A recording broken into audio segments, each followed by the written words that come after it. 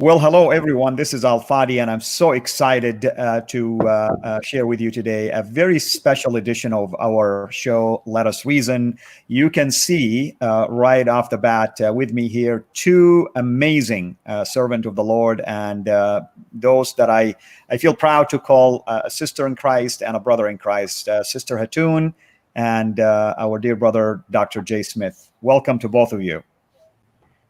Hello. Hello, Hatun. Peace. Can you hear us? I can hear you. Yeah, it's fine. Very good. Peace of Christ be with you. Sorry. I am hearing echo from one of you. Okay. If you're not talking, you can go ahead basically and mute just to be in the safe side, because I know technology is going to be a little bit of problematic today. So today's topic, as we announced it, and I'm speaking to everyone here who's watching, has to do with the dilemma of the Quranic preservation. And if you are someone who is passionate about Islamic apologetics or knowing anything about reaching Muslims, and specifically the topics that, Hatun has been dealing with in the last few years, which is the different Qurans, if you wish, or let's say Qira'at, if you wish. And then Dr. J. Smith as well, dealing with a lot of not only Quranic criticism, but also historical criticism. And my passion in terms of studying one of the earliest Quranic manuscripts, not to mention my background as an Arab who grew up a Muslim in the heartland of Islam in Saudi Arabia, and today I am a follower of Christ. So recently, in the last couple of weeks, there were two prominent Islamic scholars, and I'm talking to Jay and Hatun, Dr. Shabir Ally and also Dr. Yasir Qadhi. And both of them made some amazing admissions when it came to the different, readings, but also the problems of the early history of the Quran. And with that said, before we even engage into this, I really want to honor Sister Hatun for being the one who pioneered this whole topic up in the open by going to Speaker's Corner, doing a couple of shows with Jay, bringing in different Qurans. And I am the proud recipient of a couple of copies already from that amazing collection that she had. But with that said, I really want to ask you, Hatun, what got you into the topic of the different Qurans or different Qira'ats? What prompted you to be interested in that particular area, and how did you go about finding these various copies? Okay, so peace of Christ be with you, brother. Just a technical issue. Right now, I'm hearing you from my computer, as well as I am hearing from YouTube. So one of you has you may want to mute one of them, Hatun, because that's what's going to happen. If you want to mute one at least, because you won't be able. I don't have YouTube on. Okay, got it. I thought maybe you have it on. All right. Well, let's just keep going. I don't know if anyone is having YouTube open right now. I don't know. Jay? No. I don't have it on. Sorry. Okay. Keep going, Hatun. We'll deal with it. Yeah. Do you still hear it, Hatun? Okay, I think I don't hear it here. Okay, I think it's gone now. Okay, sorry about that. I think it's gone. So I was hearing like what we are speaking, and also I was hearing that from. Oh no, it's still on. It's still on. So what I hear YouTube from one of you. But anyway, I think the question was how I got involved with different Arabic Qurans. I think the question was how I got involved with different Arabic Qurans. The way I got involved was by accident. I grew up with learning that there is only one perfect Quran, and wherever you go around the world, the Quran is exactly the same. And when I met with J. Smith at Speaker's Corner, I hear same arguments from Muslims. And it was a miracle. I end up in North Africa, and by accident, when we were buying Quran from the bookshop, a guy who was selling the book simply said, which Quran do you want? Do you want wash Quran or normal Quran? I never heard by that time. I just like, I'll get the wash Quran, whatever is that. It was less than £1. So I got wash Quran and I brought that to England.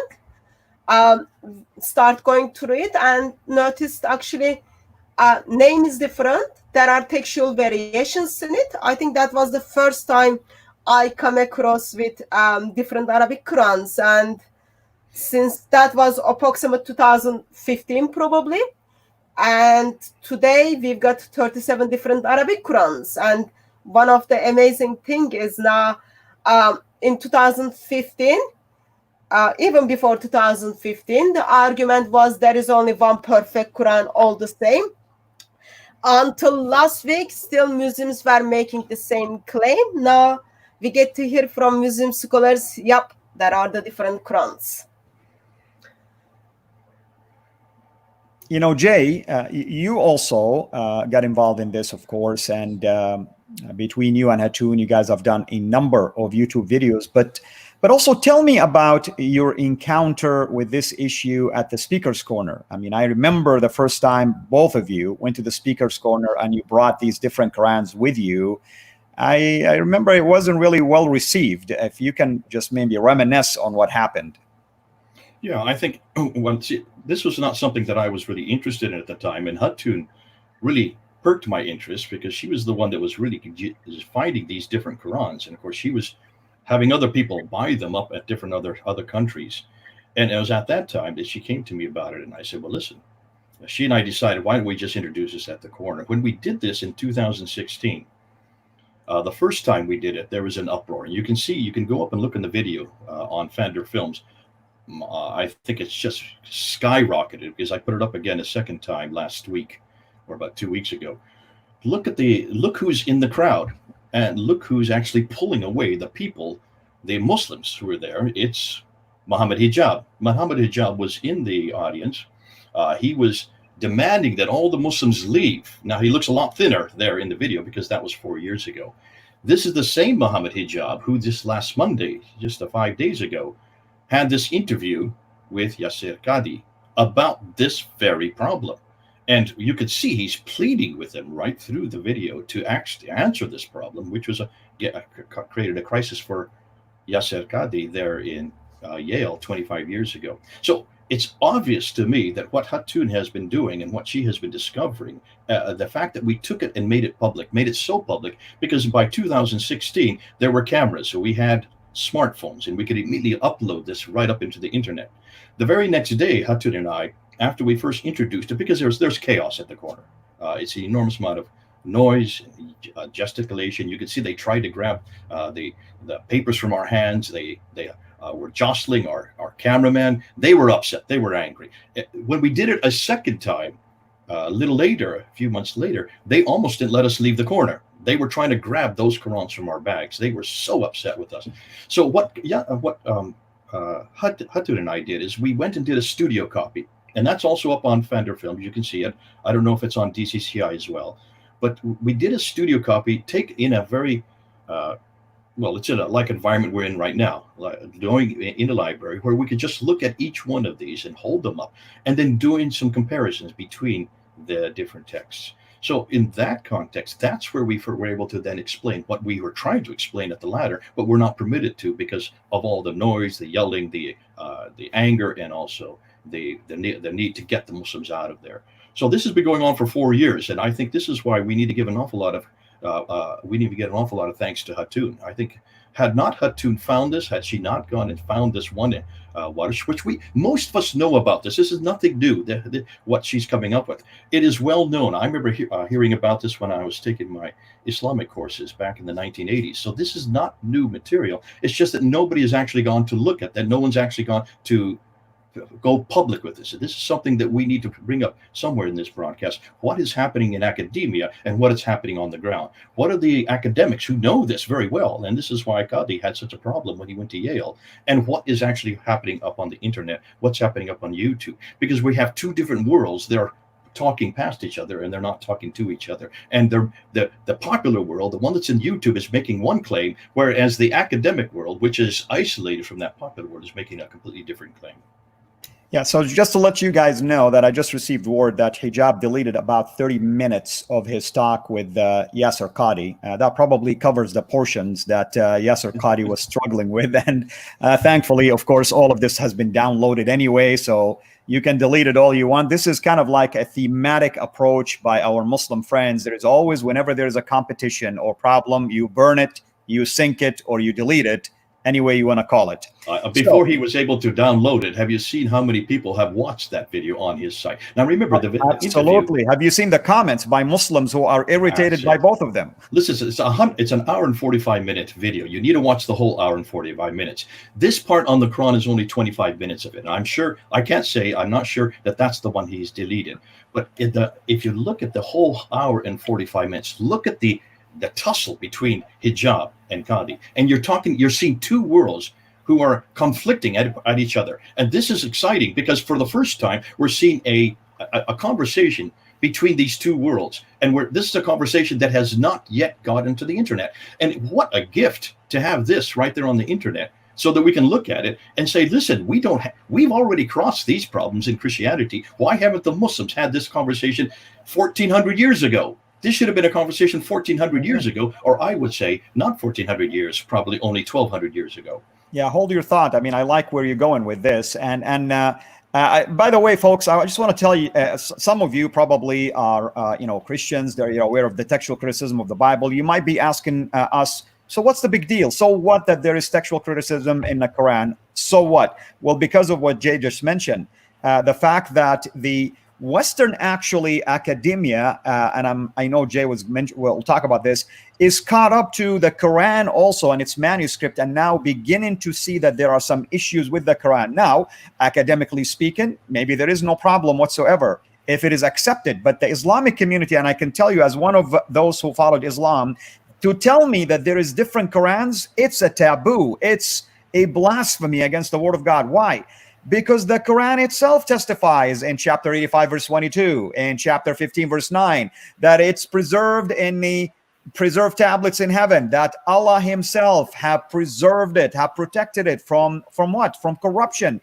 To come to me and tell me there are different Qurans, that's why, what we're going to talk about today is kind of interesting, because these scholars now, like Shabir Ally in particular, are using Christian lingo to try to wrestle with these differences. Before I get there, Hatun, once again, so what got you into finding additional copies? Now, we know you got Warsh. Great. So how did you start to go and seek other copies, for instance, like Cologne and, the others as well, especially if we want to take a look at the 10 Qira'at and the 14 Qira'at in particular? You have more than that, of course. I just wanted to express that sound is being fixed because it was coming from Dr. J. Smith. So now I can hear what you are saying on the time. Before I answer that question, we love Jay. I just want to make it clear. Lord Jesus loves him, and he gave himself for him. Before I answer that question, I wanted to point out something. So, in the time of in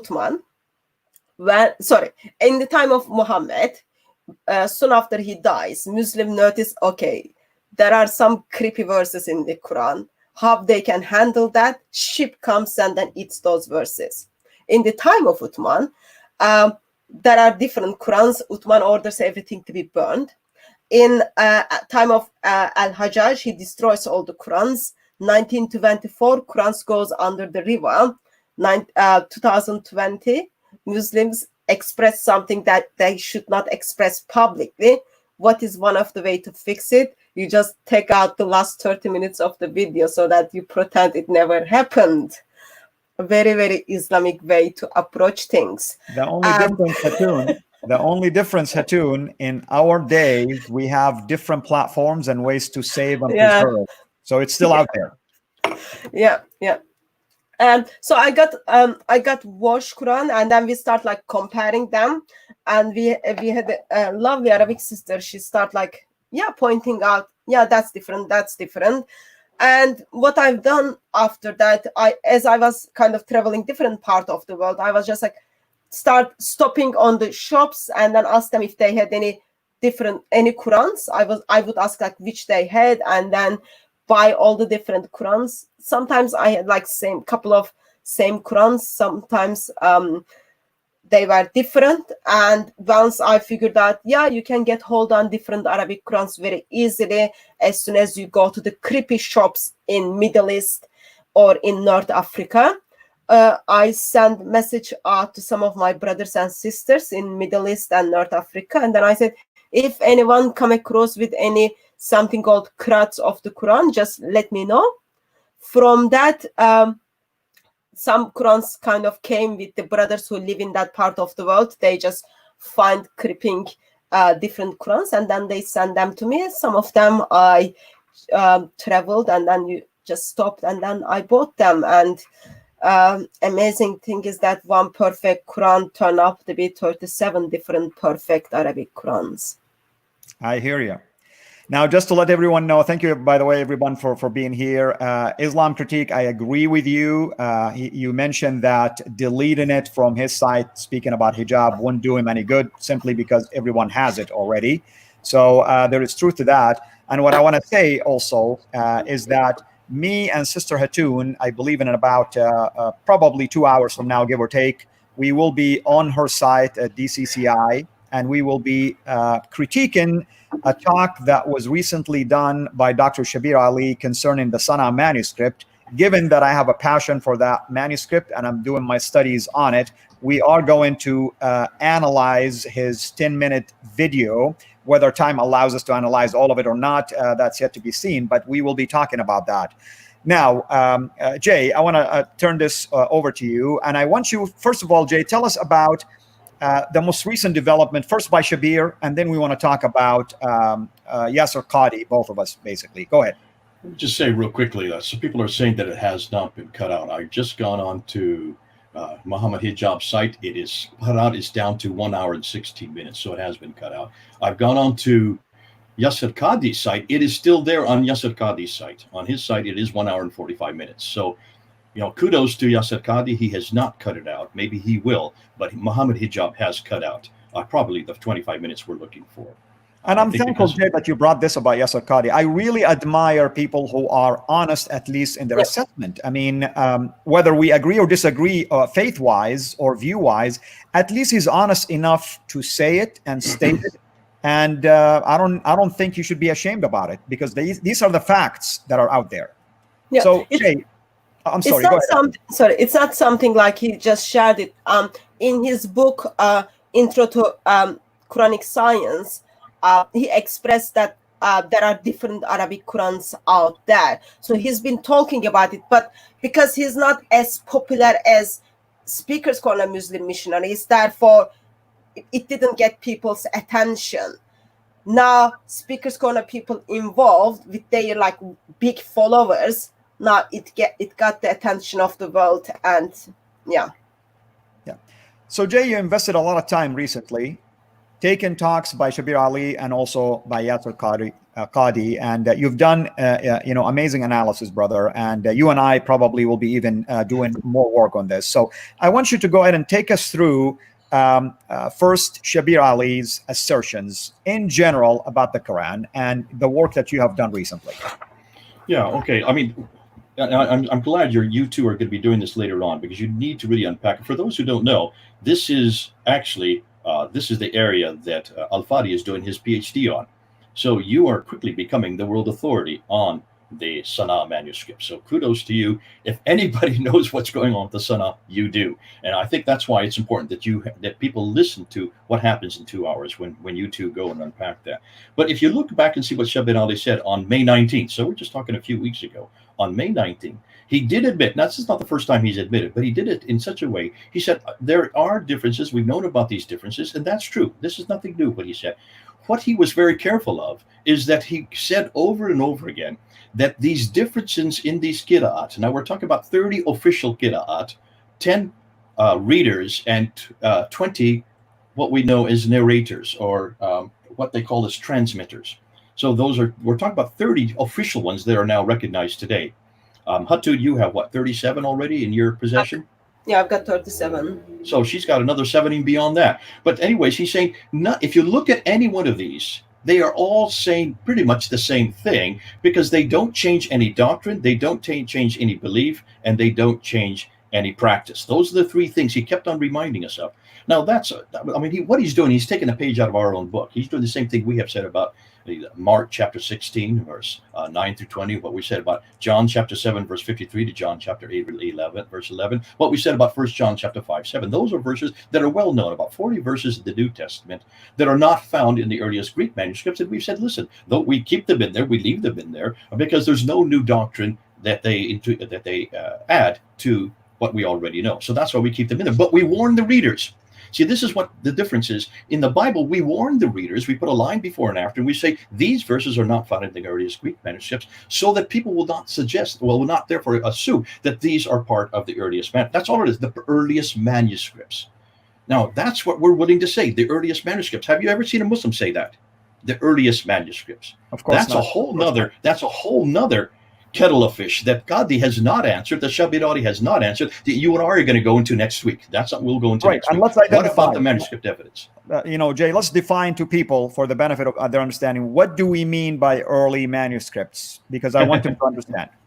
Okay, what Hatun has been working with, the Qira'at, is nothing more than 8th and 9th century dottings, and really, there are three different things that have been added in the 8th and 9th century, from the 8th and 9th century. At the beginning, in the 7th century, when the Quran was first begun, there was only what we know as the skeletal text.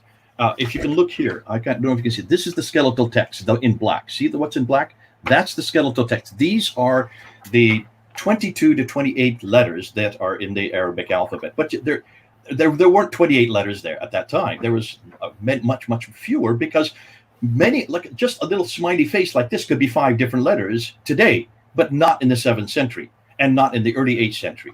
In order to delineate what that little smiley face was, that little cup shape, you need to have 5 different dots. 1 above it would be a na, 2 above it would be a ta, 3 above it would be a tha, 1 below it would be a ba, and 2 below it would be a ya, na, ta, tha, ba, ya. So 5 different letters could be delineated from just one little smiley face. But those dots did not exist in the 7th century, did not exist in the early 8th century. They were added in the mid 8th century, and then were canonized around the mid 8th century to the late 8th century. So at that time, you had all of these different recite or readers who then start putting dots all over the place to find many derivations. Look at that mug. My goodness, that fills up her whole face. I know. I tried to get a mug like this big. I couldn't find any. Anyhow, Hatun, I want Hatun, now that she's in full breath, how many differences have we found? Have you just found already, by looking at the different dots in the 37 that you have in your possession, your team, how many tens of thousands of differences have you found just with those dots? But before that, let me just show you something. So this is one of the early Sana manuscripts. Okay, if people are able to see, as you can see, so one of the earliest manuscripts. This is mid 8th century, and it doesn't have the dots. Okay, the ones. Now, Hatun, I want to say something, if you don't mind, because I don't want scholars to jump all over us right here. It doesn't have dots originally, but some later on came into some of these manuscripts and added some dots, recognizing the difficulty in reading. So I just want to get this out there, and at least somebody say, well, you guys are making false statements. I mean, I apologize. I didn't mean to interrupt you. Okay, so the one I am holding is the Quran, which is identified as Sana Musaf, attributes to the Ali, Caliph Ali. In his, dots are not there for the consonantals. But the 37 different Arabic Qurans I have, I haven't went through them all. The ones I went through is over 93,000. Now, repeat that again. Listen to that. 93,000 differences. Why have the Muslims not told us this before? Brother, they don't know. Okay, why is it Hatun's team has found this and no one else has found this? Do you see what I'm saying? Why does it take a Christian? Turkey, I love to help people. Turkey in 4 years has found something that for 1,400 years Muslims have never admitted. I say, let me rephrase that, not 1400 years, 1000 years, because these have been known for 1000 years. These have been known since they were finalized by Ibn Mujahid in the 10th century, in 936. These 7 ahruf, that's just 7 of the ahruf, were finalized in 936. That's the 10th century. Yet now, we're now in the 21st century, and no one has mentioned this publicly. So can you see why Qadhi is having such a dilemma here? Because absolutely, and I want to we're say forcing them to this, say this. I want to say this, Jay. I mean, here's the interesting part about the early Islamic studies is that there are sources, Islamic primary sources by somebody like Ad-Dani or Ibn Abi Dawood. They wrote books called Masahif, Qurans, plural, not one. They reported readings that were known to them in those days, whether it's attributed to Ibn Mas'ud, Ubay, or Ali, or Ibn Abbas, or Zayd ibn Thabit, or others. But the problem with our Muslim friends, they don't study textual criticism of the Quran. It's a taboo thing. I never studied it. I never been exposed to it. I've always been told about the 7 ahruf. Even the 7 ahruf, or the 7 qira'at of Ibn Mujahid, he decided that based on a basically questionable hadith tradition that reported the idea that there were an incident that took place between Omar and someone, and then later on another, Can we stop right there and just help people talk about what we're dealing with here? Look at the dates. This is something we have not done. We need to do this. Look at the dates of everything you're talking about. Ibn Mujahid is 936. That's 10th century. That's 300 years after supposedly this Quran was finally finalized. Where is he getting his material from? He's getting it from Al-Bukhari in Sahih Muslim. Al-Bukhari died in 870. So that is the late 9th century. We're talking about 240 years after Muhammad. You're finally getting this hadith that says that there are 7 ahruf. The 7 ahruf was only introduced in the late 9th century, 240 years after the fact. So this is all coming from the from the 8th, 9th century, in the 10th century, for that which supposedly was happening in the 7th century. And most everyone who's listening to us right now, I see there's about 460 people listening to us right now. Though, have you heard this before? Why haven't we been told this before? Now, that means everything that Muslims are dependent on, even this whole thing about ahruf and qira'at, this idea of the 7 or the 10 or the 14, that comes from the 10th century, redacted back to the 7th century. So I'm even suspicious of that. Because I don't say, if that were the case, why don't we see this in the 7th century? Why don't we see any reference to these 7 or these 10 or these 14 in the 8th century? Why do we have to go to the late 9th century and then finally have it canonized in the 10th century by Ibn Mujahid in 936? Can you imagine us saying that about the Bible? I agree with you, Jay. And it seems to me, Jay, the theme that I'm noticing lately is that there were fluidity, some level of fluidity in transmitting the Quran early on. And I even would argue that the early Muslims were not this dogmatic as we see today. They were accepting of different readings. And then later, they began to realize it is creating problems. And if you want to really, vouch for preservation or perfect preservation, you have no choice but to come up with a standard copy, assuming you're successful even in doing that project. But the reason I bring this up is that every Muslim thinks this all happened during the time of Muhammad, that this happened before Uthman, that these 7 readings were there at the time of Uthman, before Uthman, and that these readings all took place while Muhammad was when Umar was brought to him, and he says, well, let me hear what you're saying, and then he says, well, that is acceptable. In fact, there are 7 that are acceptable. How can that be if there's nothing written about this in that century? The only time we even hear this introduced, this idea that Muhammad had a problem, or that others had a problem, Muhammad had to pretty much say, take all 7 of them. How is it that only gets introduced in the late 9th century? Please, Muslims, for heaven's sakes, you can't expect us to believe something that's redacted back 240 years later. We're not going to accept that anymore. I want to see something in the 7th century, and you're going to hear me say this all the time. I want to see something in the 7th century that proves that either Muhammad or Uthman even said this. And we're going to get now to the elephant is in the room, but I'm going to wait on that because the elephant in the room has yet to be talked about yet in this live stream. But we'll come to that later. Thank you again for everyone who's with us. Thank you for the amazing moderators. Please, moderators, keep an eye on what's going on. There is a lot of comments, and it will be hard for me to even participate in them. And to those of you that are using, let's say, bad language against hijab or others, we're not here to attack people. We're here to point out errors, and we want to pray for them, not attack them. That's the way we have to approach things. Hatun, you mentioned 93,000, let's call them variances or differences. How did Textual you, variations. how did you find these? You know, was it you alone? Did you have a team working on it? And what is the methodology in a summary fashion, in a brief fashion, that were used? Because I want people to know that it wasn't just you deciding this is different and this is different, and somehow you selected them yourself. Yeah.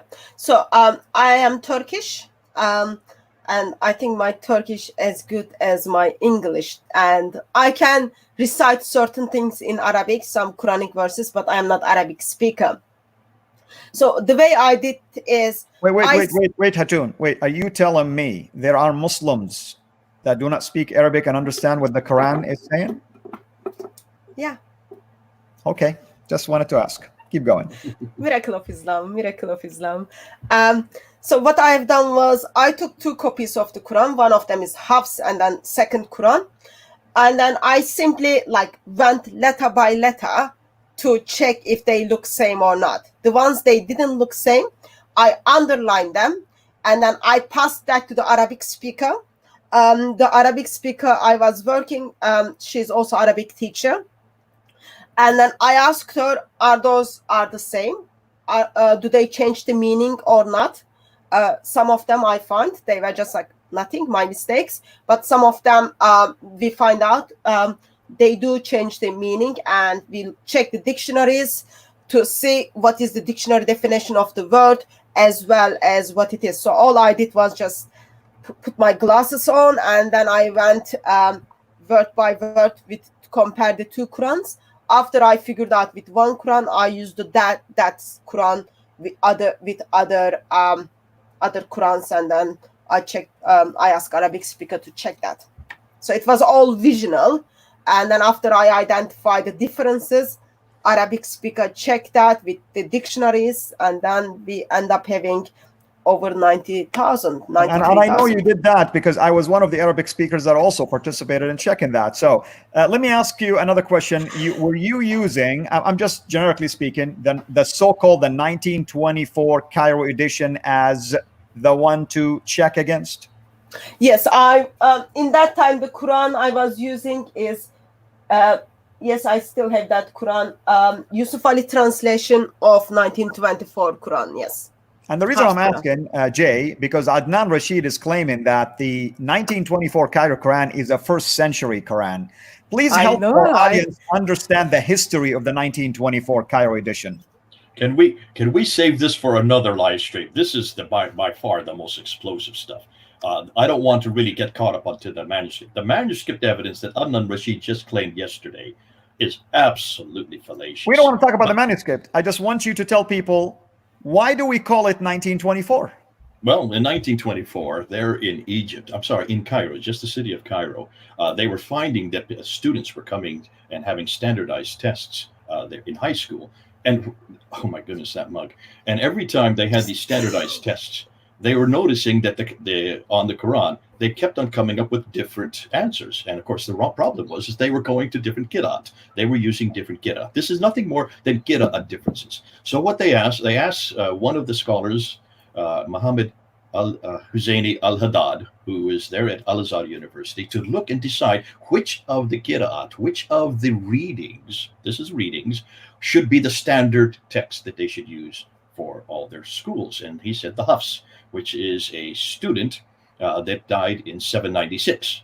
That's when he died. That's the late 8th century. And so his became the standard for just the schools in Cairo. And they took all the other Qira'at, the ones that differed with it, took them out into a boat and threw them into the Nile. Now, that didn't get rid of them because Hatun was able to find 37 of them just in the last few years. Nonetheless, by 1936 then, because of what had happened in Cairo, that became so successful for standardized tests that the government of Egypt decided to make the Hafs Qira'at reading the standard for all of Egypt. Now, there have been some changes between 1924 and 1936. We won't get into all that.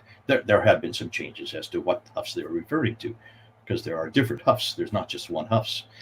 That became so successful in Egypt that in 1985, King Fahd decided in Saudi Arabia, since that was so successful in Egypt, let's make this for the whole world.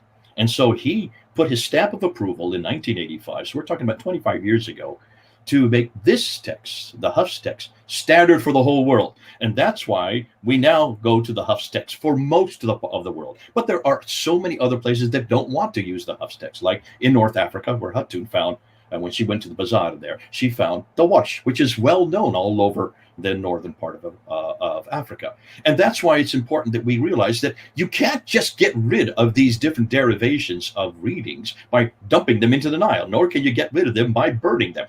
You're going to find them. We're going to still find them. And that's why we're starting to go public. And that's why when we went public in 2016, it caused a crisis of faith for people like Muhammad Hijab, so much so that he had to ask Fadi this question to Yasir Qadhi just last week.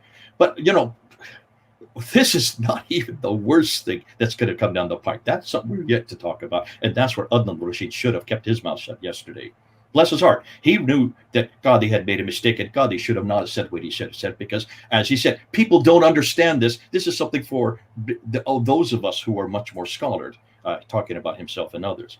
But then he made a huge mistake by trying to rectify it. But that we can do for later on next week.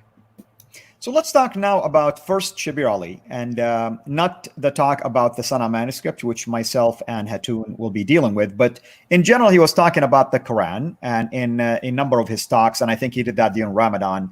And you did address a number of those issues, Jay. So let's talk about that. I mean, what is it that Shabir Ally was saying that you felt was, wow, it's out of this world. We've never heard it before from the mouth of a Muslim scholar, and now we're beginning to see admissions. Walk us through these things. I know, of course, about them. I want the people who are watching to follow along with you. Yeah. I don't think that we have to spend too much time with Shabir Ally, because he's known for this. He's well known for this. This is nothing really new. It's what he didn't say that was fascinating to me. What he didn't say about what you find in Al-Bukhari, volume 6, 509 and 510. If you just read those two pages, which are really, the 509 is referring to 632 edition of the Quran under Abu Bakr, and the 510 hadith is referring to the 652 edition of the Quran under Uthman. So two different Qurans, two different caliphs, 20 years apart. And that's where you go to find out how the Quran was compiled. And what Shabir Ally was trying to say is that these differences, these 7 ahruf, all happened between 632 and 652. That these happened in places that were up north in the Shams and Iraq. He was blaming the Syrians and the Iraqis for coming up with all these different recitations, which is true. These are recitations. And that's why Uthman had to bring Zayd ibn Thabit to get the original Quran that had been compiled in 632 after Muhammad died, had been given to Hafsa, one of the wives of Muhammad, who is the daughter of Umar, the second caliph, to take her Quran from 632 and to rewrite it a second time. Now, this time when you read it, he wanted to rewrite it. He wanted to rewrite it in the Qurayshi dialect. And that's what Shabir Ally was pointing to, the Qurayshi dialect. This is a dialectical difference, is what he was saying. This is a recited difference. My difficulty with that is, okay, if it was recited, then what do you write down? What do you write down that's recited different than any other? In order to write down a recited text, you have to have Dhamma, the Kasra, the Fatha, you have to have the dots, you have to have what we know as, let me get the 3 different quotes. You have to have not only the Razm is the same, is you have to have the Ihjam in the Harakat. That doesn't make sense in the 7th century. In the 9th century, and when Al-Bukhari is writing this, that would have made sense. But then here's the other problem, he said. Once they did get this recitation into one text, and they made that, then he burned all the other manuscripts. Hold a minute. If there are manuscripts you're burning, this has nothing to do with recitation. You see the problem? You're burning actually paper. You're burning something that's written down on a piece of paper or an animal skin, parchment. That's what Shabir Ally didn't want to talk about. But he did also want to talk about the fact that even this whole story comes from 936. This comes from the 10th century, redacted back onto what was happening.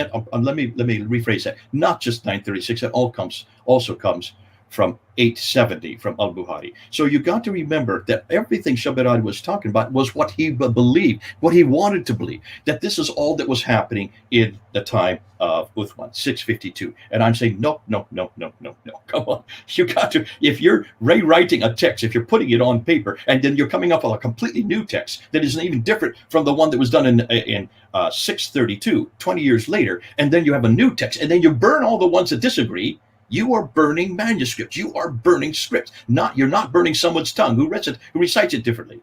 And this is something that Shabir Ali would not talk about. And that's one of the elephants in the room. That's just one of them that I like for him to talk about. And I would like to see if he would do a response to that. That I have not yet. I just thought that he put up a response a few days ago, and it's an hour and 30 minutes long. Take a look at that response against me. That's just come out now. I've just started looking at it, and I'm just sitting there shaking my head. And I said, he still doesn't get it. He still doesn't ask what we're at. I think you and I think definitely you and I, brother, need to respond to parts of that, in addition to your own response, of course. But to those of you, by the way, who are interested in the deeper topics about this, go to CIRA International YouTube channel, and also go to Founder Films. And in there, you are going to find two series that I did with Dr. J. Smith about the Quran's many problems. That's one. And the other one is corrections to early Quran, based on a book of one of my advisors, Dr. Daniel Allen Brubaker. And in there, we did talk about this tradition, the Bukhari tradition, about the Uthmanic collections, the recension, and what happened to it, and so on and so forth. And we show also different examples that Sister Hatun worked hard on compiling these different examples. Now, here is what was interesting, by the way, about Shabir's talk. And I want to just address a few things from my own background. And then we're going to jump into Yasir Qadhi, and we want to invest the rest of the time on that. He stated that the Warsh text is slightly, and I want to emphasize, slightly different text based on a slightly different readings, and mostly corresponds on what is being read in all over the world. I think he meant the Muslim world, probably. In other words, Shabir Ali is saying, really, truth, this is what I hear him saying, truth is relevant. You can read it however you want, but it's still the same, technically speaking. Now, I'm going to show a couple of examples of why there is a lot of holes in this. And me and Sister Hatun did a talk during Ramadan about fasting and some of the readings, a problem in the readings of the Quran between Hafs and Warsh. And here is the issue that we discovered, basically. One of them talks in chapter 2, verse 184, that if you cannot fast, you need to feed poor people, poor persons, in a plural. By the way, Arabic is a Semitic language. Whenever it becomes a plural, that means we're talking three or more. And the other reading says you only need to feed one poor person. Now, Shabir Ali says it doesn't impact their doctrinal issues. I would argue that Shabir Ali doesn't either know what he's talking about, or he is just intentionally trying to water down the damage. Islam is a religion of works. You earn good deeds. Feeding three or more is different than feeding one. With all due respect, Dr. Shabir Ali. So that's a doctrinal issue. Jay addressed an issue which I thought it was brilliant in his own response to Shabir Ali when he talked about, actually I'm going to talk about two. Chapter 1, verse 4 of the Quran, Surah Al-Fatiha, talks about Allah basically being the king over the day of recompense, or the owner of the day of recompense, Malik or Malik. What I would argue that there is a third also reading that no one wants to talk about, the reading of Abu Hanifa, the founder of the Hanafi school of Sharia, where he says malaka, meaning gained possession of the day of recompense. Wait a minute. If God gained possession, who did he take it from? Who was in charge of it in the first place? That's a doctrinal issue. I remember Ijaz Ahmed hitting the roof when I mentioned it in one of my Facebook, basically, comments. He just couldn't believe that there is something like this that I'm trying to propagate, he says. All that to say is that there are some serious issues. And I want to close by one last comment, and we'll jump into Yasir Qadhi after, of course, both of you can comment on this. Chapter 98, verse 6. 98, verse 6, where Shabir Ali really did a spinning over this issue, and he accused Jay that he doesn't know Arabic. The word really has to do with the fact that describing Christians and Jews are being the vile or the worst of creatures. That's how Hafs reads it. Another reading, you can perceive it as saying that they are the worst of innocent. And yes, you can make a case also that it's the worst of those who were created, although the Arabic word used in there, al-bari'ah, is kind of weak to use for those who are created. Either way, even when you look at the grammarians, the Islamic grammarians, they struggled with this reading, al-bari'ah, the innocent, versus the other one. So for Shabir Ali, who he's not a native Arab, I don't even know his knowledge of Arabic, to come in and just act like it's a nonchalant, it's no big deal, is absolutely naive on his part, because he is basically embarrassing himself when he keeps digging deeper and deeper holes, because Dr. J. Smith does his homework. I work with him all the time, and I enjoy how he does fact checking before he even goes out there to say anything. So with that said, I want to turn it over to you, Hatun. Any last comments about Shabir Ali before we jump into Yasir Qadhi? We used to take the dictionary for Surah 98 verse 6 to Speaker's Corner, because Muslims wanted to play the game of denial versus creatures and innocent. Regarding Dr. Shabir Ali, my heart goes out to him, actually. Like, it is, I think in Muslim circle, those things are big deal. You simply come and then tell people, for 1400 years, whatever we were telling you behind the cameras, behind the mosques, that was all lie. But I think Jay remembers when Shabir Ali had a debate with Jonathan McLatchy.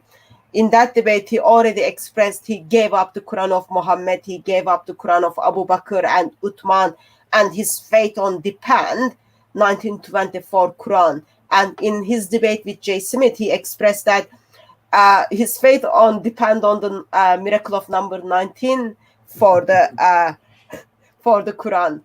That was in 2014. Yeah, so within 6 years now, as the time goes on, they are aware that there are different Arabic Qurans circulated throughout Islamic history, and it is time for people to express that. And it's not only just like, I think the new book came out. Hold on a minute.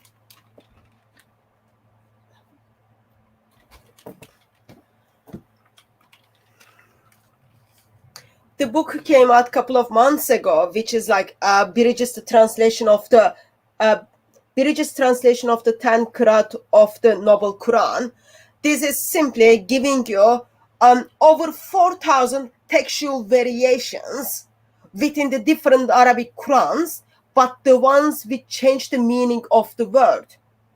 So now, maybe J. Smith failed in Arabic, maybe Shabir Ali failed in Arabic, maybe I failed in Arabic, but what Muslims did, it not fully honest, but they went one more step and they translated to English for people to have access. You've got footnotes after footnotes simply telling you, yeah, that word is different, and it does change the meaning of the sentence or of the word of Allah. Yes. So, Jay, let's talk about Yasir Qadhi. It was back, I think, in June 8th, when he was, I believe, in that interview that you were referring to with, what's his name, Muhammad Hijab. So, and they brought up some serious issues, and that's where Yasir Qadhi invested about 25 to 30 minutes struggling with these serious issues, but yet at the same time was honest enough to address those problems. And I know you did an analysis of that. So walk us through that portion. Yeah, and you all need to watch it. Go look at it. I mean, you can't go and hit Muhammad Hijab's fight anymore. It's not there. But go on Yasir Qadhi's site. It is all there. Look and see how we unpacked it. I unpacked it. Yes. Hatun, did you unpack it at all in your site? We did put the video up, yeah. But did you analyze it or look at it? No, we did. We didn't look at it. We just put the video up. Okay. David Wood and Tony Costa also did 2 hours on it. I haven't looked at it to see what they did, but look and see what's happening. And what you're seeing here are two different worlds colliding.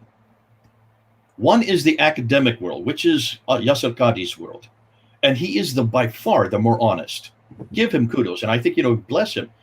that he is the one that actually is struggling with this. He knows it because he's grown up here. He's from Houston. He's from America. He went to Yale, did his PhD at Yale, and that's where he came across, from what he's telling us, that's where he came across all these questions. These are simple questions. These are not should not be. He shouldn't have had to wait to go to Yale University to do a PhD to hear these questions. And he had a crisis of faith. So how did he deal with that crisis of faith? He explained it there in the video. He just went back on his mantra. The Quran is eternal. The Quran is the word of God. The Tawatiyah, we understand it. We accept it. We don't have any question about it. And then he made a very interesting claim. He says, and basically he was just saying what he did. We in Islam, we have such a respect for the Quran that we have a red line that we don't go beyond. We never go beyond that red line. Wow, what an admission. And that red line, the academic world has. The academic world doesn't have that red line. Now, see, we're part of that academic world. Hatun, you are. Certainly you are, Al-Fadi. I am. I've got my doctorate. You're getting your doctorate. Hatun has spent, I don't know how many years working on this. We are the academic world that is now asking that, but it's not just us. They were asking that 25 years ago at Yale. What are you going to do with all these different derivations? What are you going to do with all these different Qurans? How can you say there's only one Quran? Now, his answer was, we don't ask that question. We don't ask that question. We don't go beyond that red line.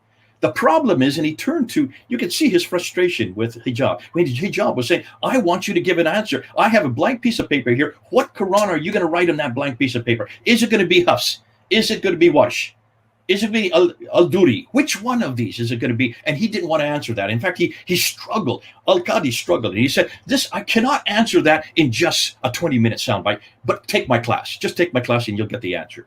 All the way through, he kept on saying, this is not something we can discuss in public. In fact, he was furious with the fact, if you look at the other hour and 20 minutes that happened before, take a look and see all the way through, there was this struggle he was having with hijab, because many of these new converts that are coming out in London and Hatun has to deal with, these are the converts who are asking this question. It's not the old guard, it's the new guard, it's the new converts that are saying, we live in the West, we have to answer this. We're hearing it from other people who are throwing it at us, mainly from Hatun and her team down at Speaker's Corner. How many times has Hatun been up on the ladder asking the same question from Mansour Ahmed, from Adnan Rashid, from Muhammad Hijab?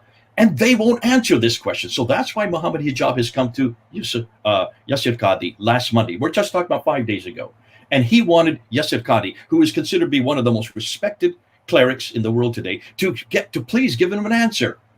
And Qadhi started shaming him and started castigating him and said, do not ask me this. I do want to answer this. Take my class and I'll explain to you, but don't ask me this in public. This is something I cannot answer in public. Now stop and think, hold on a minute. This was a crisis for him 25 years ago. In Yale. 25 years later, he still doesn't have an answer.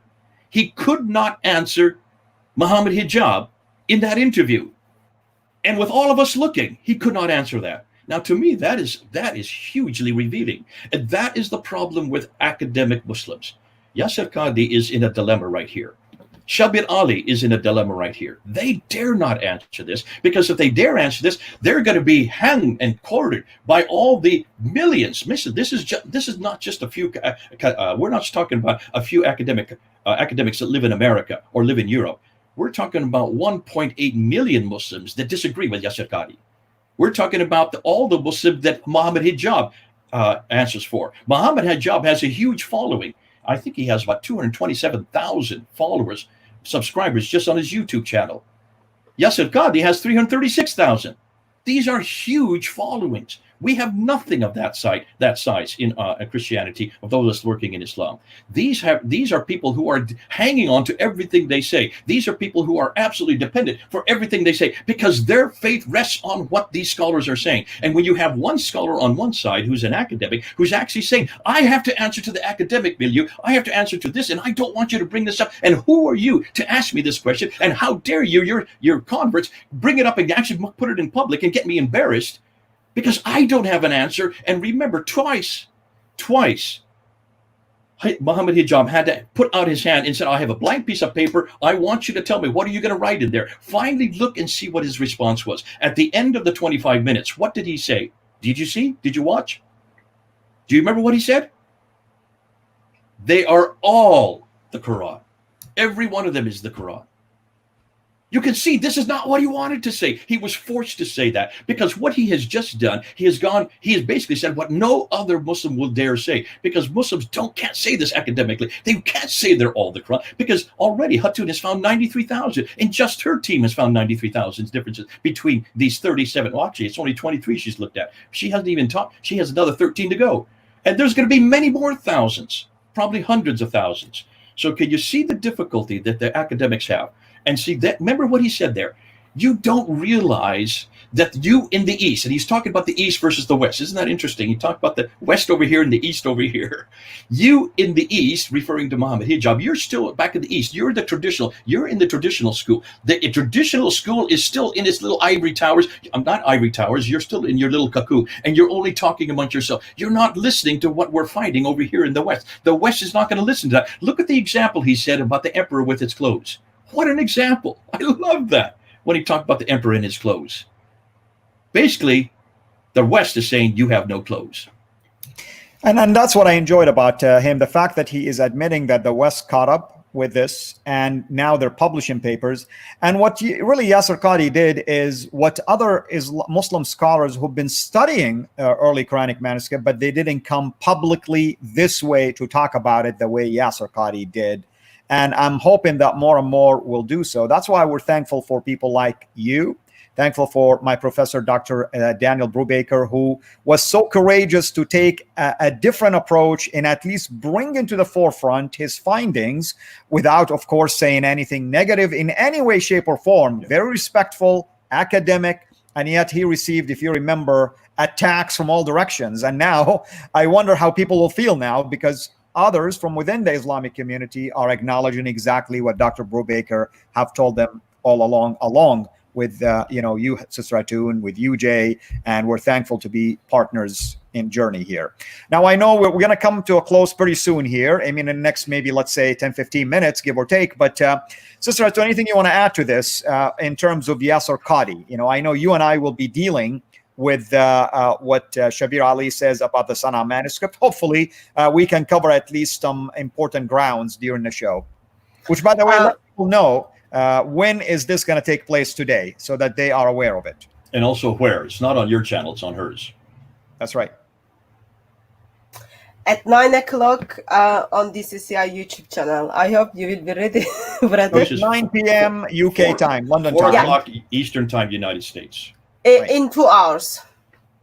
Very good. Yeah, in 2 hours we will meet at DCCI live stream. Yasir Qadhi is one of the Muslim scholar I am actively following. The reason actually I come across with him was Muslim missionaries from Speaker's Corner. They pointed us to his book, which kind of gives us the science of the Quran. Since then, I do actively follow him. But one of the things is I'm not surprised that much in the Islamic Muslim academic circle.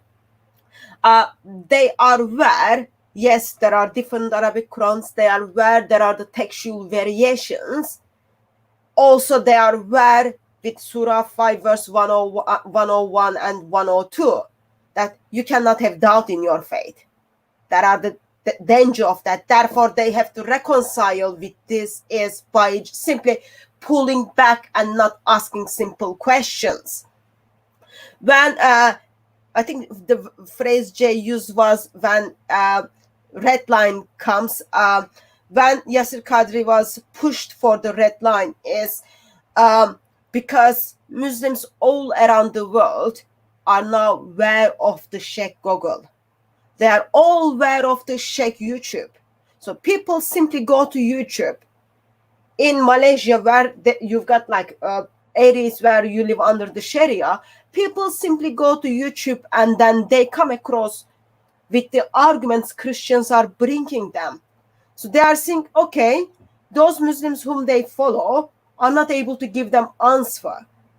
But they need answer because now they start they meet with something called critical thinking. They're introduced to think critically, even though they know they should not. And then once they start saying, oh yeah, my mother, my father, my imam, my sheikh tells me there is only one perfect Quran.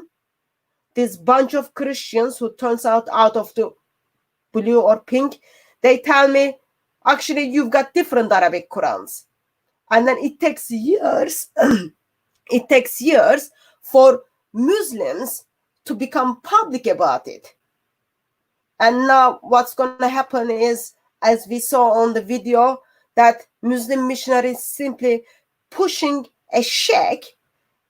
I'm sure Al-Fadi, you know this better than me. We do grow up in the idea that you always respect someone who is in the higher authority when it comes to the education or when it comes to the level. The Quran says, do not ask. Yeah, so you can't take your sheikh on to say like, okay, now you have to say, doesn't matter, there are different Arabic Qurans, still we will know what Muhammad intend. Muslim missionaries simply pushed a sheikh to make that public statement. Yet, bless him, he tried to hold for a while, but towards end he was just like, yeah, we would come with some, but it wouldn't be only one version or 10 different versions. So in that sense, it is good, but for me, it is all good because when those videos goes out, when people meet more Sheikh YouTube or Sheikh Google, they will get to know that they have been lied for 1,400 years or 1,300 years. They have been lied, and of course the consequences of this is I cannot trust Muslims, I cannot trust Islam, I need to give up that ideology. That's the part I am interested in, and I would love to seriously say huge thank you to Sheikh Yasir Qadhi to helping me out in that, and also Muslim missionaries for bringing that out.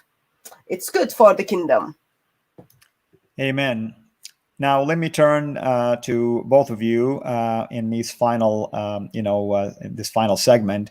So Jay, what are you planning on doing in the weeks to come? And I want people to be aware of this so they can come and follow the work you're doing, brother. Yeah, as you well know, maybe you don't know this, for those who are new, I'm actually, if you look on Fander Films, I have been since January, for the last 6 months, almost 7 months now, have been looking at the 7th century. I want to look at the 7th century and find what exactly is there. What do we know? And I've been looking for 5 things. I'm looking for Muhammad in the 7th century. I'm looking for Islam in the 7th century. I'm looking for Muslims in the 7th century. I'm looking for the city of Mecca in the 7th century. And I'm looking for the Quran in the 7th century. So these are the 5 things I've been looking for. And I'm using lots of help from Mel, from Sneakers Corner. I'm using Murad from the Middle East. These guys have been real help for me to actually do a lot of the, plus I have 2 other people that I cannot permitted to name who are also doing research for me. But what's fascinating is in every case, we cannot find one reference so far of any man, book, name, place, or city, and certainly not the Quran, in the 7th century prior to 690. So when I say 7th century, I mean prior to 690. In fact, we're finding just the opposite. But it's the Quran that is probably the most exciting, because I wasn't planning to get to the Quran yet. I was going to do that probably in July and August, where we're going to start going to and really confronting the Quran. We've had to do that because of these 2 pronouncements, these 2 videos that were put up from May 19th and then in June 8th. It just came out. It's like a gift. I mean, God bless Shabbir Ali for being honest. Thank God for Yasir Qadhi for being honest and actually making this, making these admissions. Albeit they're gonna be in a huge hot seat. And he even puts it on his. If you could look on his site, it's called Hot Seat. He's been put on the hot seat and forced to answer these questions. Now, because of that, I'm trying to reverse and really go to the other direction. And that's where you and I are. What we're going to be doing is we're going to start looking and unpacking the Quran. It's a little bit earlier than I wanted to. We're going to start confronting the manuscript, but I'm leaving the Qira'at. I'm leaving to Hatun and others who are much more experienced on the Qira'at. I'm going to the Razm. I want to really confront the 7th century. I'm not interested in the 8th and 9th century. I'm putting away, because everything of this discussion, this whole discussion has geared towards what people are saying in the 9th and 10th century. I want to see what they're saying in the 7th century. I want to see what Quran was there. I want to see if the Muslims can produce one Quran, one manuscript, that is 114 surahs. And this is, listen to all the Muslims who are listening. One Quran that is 114 surahs at the time of Uthman. That's 652. That is exactly like this Quran that I have here, this little Quran that I have here, that is exactly the Arabic, not the English, the Arabic, that is exactly like this. And I'm not asking for Qira'at now. I'm not asking for any diacritical marks. I'm not asking for any dots on it or any dagar aleph. I'm not asking for any vowelization, the dama, the kasra, the fatha. I don't care about that. I want to see a skeletal text of one Quran, one manuscript that has 114 surahs that can be dated to 652, because that's what I'm interested in. And I hear Muslims saying that they can trace it back textual history. Remember, Hatun, we were on the ladder even just a year ago, and Mansur Ahmad made that claim from the ladder. We can trace the Quran all the way back to 652. Adnan made that claim last night on your channel. He says, yes, we have the entire Quran by 719, by the 1st century AH. I would love to see, even by 719, I want to see one Quran. So I'm now even giving them, I want to see from 652 because they claim that. But they're now going saying, yes, they can produce one Quran, called complete Quran, by 719. That's the 8th century. Muhammad died in 632. We're almost coming up to almost 80 years later. They still cannot produce one Quran, full Quran. But I'd like to see if they can, because they make that claim. So that's where I'm heading. We're going to be start looking, and we're going to be looking at the Husseini manuscript this week. We're going to be looking at the top copy. We're going to be looking at the Samarkand, which is in Tashkent. We're going to be looking at the Ma'il manuscript. We're going to be looking at the Sana manuscript, and we're looking at the Petropolitan manuscript. We're looking at the St. Petersburg manuscript. We're going to be looking at every manuscript that Muslims claim are Uthmanic. And we're going to unpack and show you what we are now finding. And you have yet to find out. Al-Fadi knows what I'm talking about. Hatun doesn't yet. But we have now looked at all the 63 fragments that they have up on Islamic Awareness website. And we have studied every one of those 63 fragments. We're going to show you what we've now found with those fragments. And then we're going to do something even better. Now, this is a project we're still working on. We're going to look at all the major manuscripts, and we're looking at only the razm between the major manuscripts. We're looking at only the razm. That means the skeletal text. And we're going to do comparisons like what Hatun did. We just want to look at the razm of all these major manuscripts and see if they agree from the 8th century, from the 9th century, with the razm that we have in the Hafs text. So we have a lot to do. Exciting stuff coming ahead. But that's where I'm going to be working with, because this is something that should have been done 1,400 years ago. Oh, even 1,000 years ago. Why is it that we, who are not even Muslims, why are we doing this? Why is it we have to do this kind of work on their manuscript, since they're making the claims? We don't make these claims. Now remember, their claims are not just that. Their claims are that this book is eternal. This book sits in heaven, has always existed. Which Qira'at is there in heaven? Which one of these 37 that Hatun has found is in heaven? Is it the Hafs? Is it the El-Duri? Is it the Khalun? Is it the Warsh? Which one is it? They're not going to answer that one, because there were no dots in heaven. In fact, those are all man-made. That's all man-made, man creation from the 8th and 9th century. But I'm going to ask something much more difficult, and that is, if they're making the claim that it is eternal, if they're making a claim that it was complete between 610 and 632 when Muhammad died and was finally written in 632, I want them to prove it. That's all I'm going to say. Prove it. Show me your Quran that you're referring to. Show me this Uthmanic text, when we know that Al-Tiqulij has said categorically there is no Uthmanic text, and he's their scholar. So I want them to show me, since they believe they know more than Al-Tiqulij and Ekmel and Nisalalu, the two scholars who came out in 2007 and said we cannot find it in Uthmani. Then I want to see how is it they can find it. So we're going to sit back and we're going to let them prove it. This is going to be fun. Go with us. We have an awful lot of work to do. And sit back, because we're going to do the research. We're going to put up we're going to do the research. The research is be done by others much more capable than you and me. But we're going to be doing the actually communicating it, because a lot of people are sending us material that they want us to communicate. We'll do that for them. So that's where we're going to go, probably the next month to 3 months. Amen. Oh, two. Everybody's commenting on this iconic phrase. Hatun, what will you be working on? We know that you and I will be talking about, Shabir Ali's talk about Sana manuscript, but any other work related to the different Qurans and Qira'at and so on and so forth? Yeah, so tomorrow is Sunday, day of Speaker's Corner. We'll be at Speaker's Corner and hoping that some of the Muslims who made the claims will turn up to Speaker's Corner so we can have proper discussion with them. And gonna go through Adnan Rashid's video, because someone sent the video to me to simply say I got destroyed by the stupid claims I make. So I spent 2 hours. That was very, very painful 2 hours to watch that video.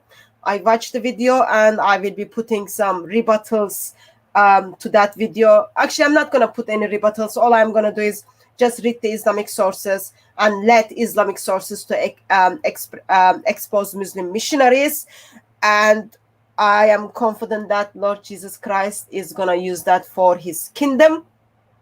Of course, on the other side, we are, that is lockdown still England. We are training people to do online discipleship for ex-Muslims who live in different parts of the world. So that's going to take like my big chunk of nights to making sure I'm working with these right Christians on how to equip ex-Muslims. And that will be like whole week. Wonderful, wonderful. Thank you so much to both of you for taking time in such a short notice to come on board and to unpack. Can I just point out something real quickly? Absolutely, absolutely, brother. And I want to, by the way, thank everybody who joined us here. Go ahead, brother. Islamic Critique has just given $20 for Hatun to get a bigger mug. Yeah, absolutely. I don't need a bigger mug. Well, everybody's asking about your mug, Hatun. So you may want to have a section to sell some of these mugs. You'll make a lot of money doing that. I'm going to do those for these ones. So this is Aisha. Okay. But I decided like none of us going to stay in this world so long. So I'm going to pass them to David Wood once I die. So I've got like Wives of Muhammad on this side. And then this mug is good, helps me to practice my art. So I draw Muhammad on it. Sometimes like he's got broken tooth, sometimes he's got sheep next to it.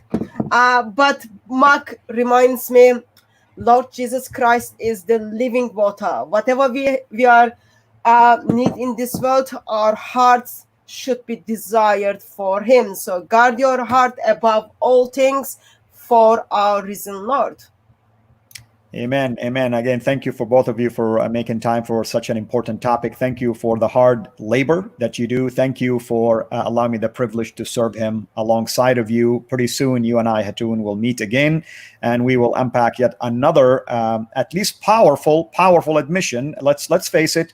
I am thankful, at least, for both of these men, Shabir Ally and Yasir Qadhi, for coming forward and risking their life. I have to say, I mean, it takes a lot of courage to say something like this in a Muslim world that is not going to be accepting, at least not at this level yet. Hopefully, they're pioneering something new here from within the Islamic community. I'm thankful for the privilege that the Lord has given us, given you, given all of us to at least come forward with these issues and force the topic to be finally dealt with. Thank you for all of you who've been joining us. Thank you for all of you who gave through the super chat. I appreciate your sacrifices and your prayers for us. We couldn't have done it without you, of course. And another thing, tomorrow I will have David Wood, somebody that not many of you know. And then next week, I'm going to have Sam Shimon. I'm going to have Alex Blagojevich. I'm going to have Islam Critiqued, gave me the honor to be with me on my live stream. We're going to have a testimony from an ex-Muslim from Somalia also next week. And then we will have Brother Osama Daktak as well. So we have quite a lineup waiting here for us. And hopefully soon we will have more and more of these panel discussions by way of doing this live stream. Thank you to both of you. Lord bless you. And this is Al Fadi, over and out. Thank you.